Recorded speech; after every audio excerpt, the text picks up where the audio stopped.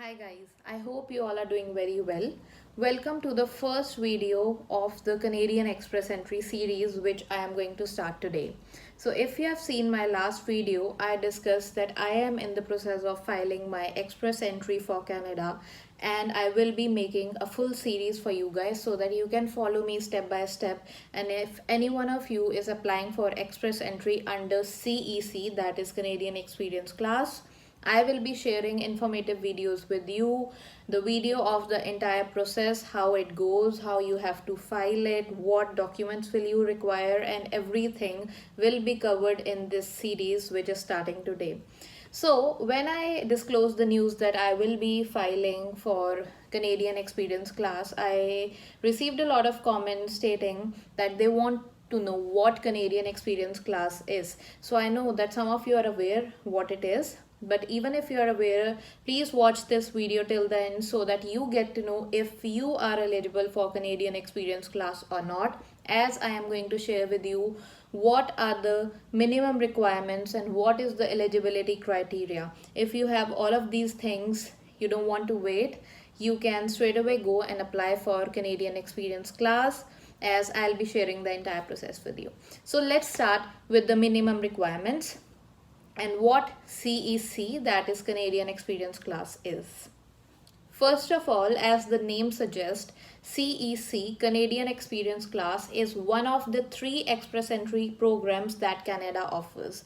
So yes, Canada offers 2 other express entry programs, but the third one, which is Canadian Experience Class, is the one under which I am eligible and I am going to apply for. So as the name suggests, Canadian Experience Class means if you have Canadian full-time experience, you are eligible to apply under this program. But what kind of experience, how much experience, that we'll come to know very soon. And now let's talk about the minimum requirements.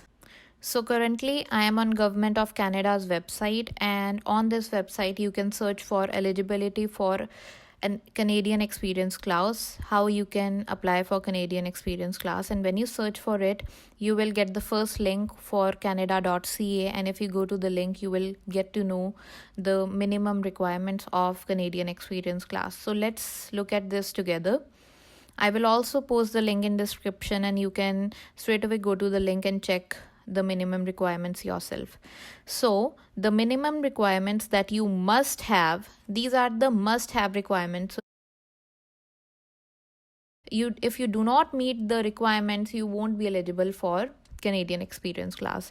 So the first thing is that you have to meet the required levels needed for your job for each language ability.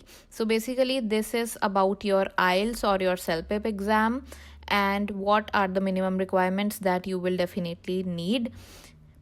Second, you have to have at least 1 year of skilled work experience in Canada in the last 3 years before you apply.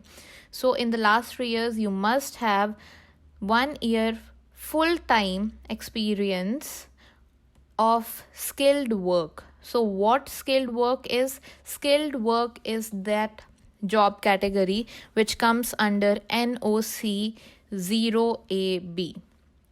So your NOC category should be 0AB, and in further videos I am going to cover NOC and everything in detail, but let's see what all is here.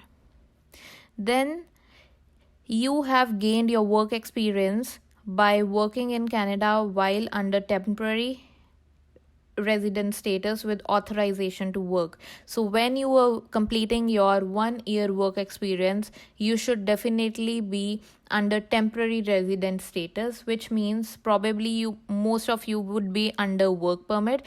If any one of you do not have a work permit and you are not complying with the Canadian government's requirements, then your experience would not be counted. Or you are not eligible for Canadian Experience Class if you are a refugee, you are working without authorization, and your work experience was gained without temporary resident status. So if you are under one of these categories, you would not be eligible. Then, as I mentioned previously, that for the 1 year full-time experience, it should be in Canadian National Occupation Classification category 0AB. So it should be one of these categories, and you can look if you are confused that what category your occupation falls into. Just go to this link given here and you can type your job and find out that what category your job is under. Then, how do you calculate if you are meeting the criteria of 1 year full-time experience? A 1 year full-time experience can be completed in different categories. First of all, you can work full-time at one job, that is 30 hours per week for 12 months, and a minimum of 1 year full-time, which is 1560 hours is the minimum you should have, but your experience should also be a minimum of 1 year. So sometimes people do get confused. If you complete 1560 hours but you still don't have 1 year, so for example you complete 1560 hours in 10 months, you're still not eligible. So you should be working at your job for at least 1 year and also completing 1560 hours, or you work an equal amount in part-time work. So for example, you work at two different jobs and you're working for 15 hours per week, so it's actually part-time, but you are working at two different jobs. You can work either it is 15 hours per week for 2 years, that is also considered as 1 year full-time. So as they have mentioned, you can work as many part-time jobs as you need to meet the requirement. So it can be more than one job as well, and full-time work at more than one jobs. So even if you are working full-time at more than one jobs for 12 months, which as I mentioned that if you're doing more than one job but completing 30 hours per week, you still meet this criteria. Any hours worked above 30 hours per week are not counted. So basically it says that we have to complete 1 year. So as I mentioned, if you are completing 1560 hours in 9 months, it won't be counted. Then if we talk about education, there is no education requirement for Canadian experience class. So when I say there's no education requirements, I just mean that under the minimum requirement, education is not a criteria, but you will come to know further that when we calculate the points, education is actually important, but of course it is not the eligibility criteria. Then when we talk about language ability, you see we need to meet the minimum language level, Canadian language benchmark of 7 for NOC 0 or A jobs, or a benchmark of 5 for NOC B jobs. So if we are under the level 7 and applying with a job which falls in 0 or A category, we won't be eligible. And if we are working in a job category of NOC B and under 5 level, we still won't be eligible. So these are the two things which we have to take care of. So then we have to take approved language tests. So you can click here and see what are the approved tests, but in short I'll tell you, one is IELTS general exam and second one is CELPIP general. So if you give any of these, both of them are eligible, and your language tests are valid for 2 years. So I know most of you know this. Then you must be admissible to Canada, which means you have a temporary residence and you are admissible in Canada. There's no complaints or nothing against you. And also the most important criteria which you should know, and I think many of you would know, is that you cannot apply for express entry from Quebec. So you can express entry is a federal program, but Quebec is an exception. So if you are in Quebec, you cannot apply for your express entry. Yes, so these are the minimum eligibility criteria, and if you fulfill these, you can definitely apply for express entry. But yes, if you will be selected or not definitely depends on your points.